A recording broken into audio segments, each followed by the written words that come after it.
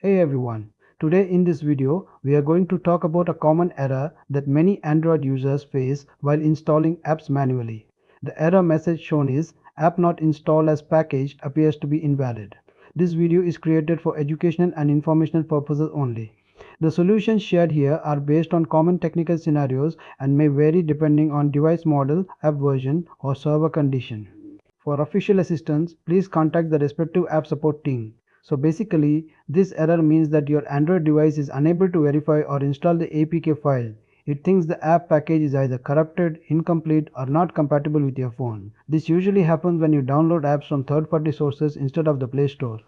Now let's understand the possible reasons behind this problem. Number 1, the APK file is corrupted or not fully downloaded. Number 2, the app version is not compatible with your Android version. Number 3, you already have an older or different version of the same app installed. Number 4, the APK file is modified or not properly signed. Number 5, storage issues or insufficient permissions on your device. Number 6, split APK is installed incorrectly, missing additional files like OBB.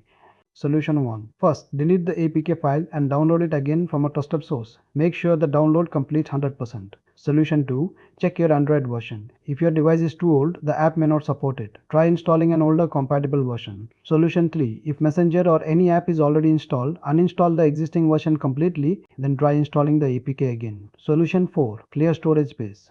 Solution 6. If you are installing a split APK like XAPK or APK bundle, use a proper installer app like APK Mirror Installer or SAI.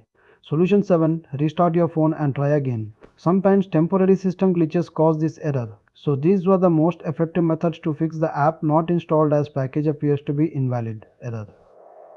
In most cases, simply re-downloading the correct APK or uninstalling the old version solves the problem.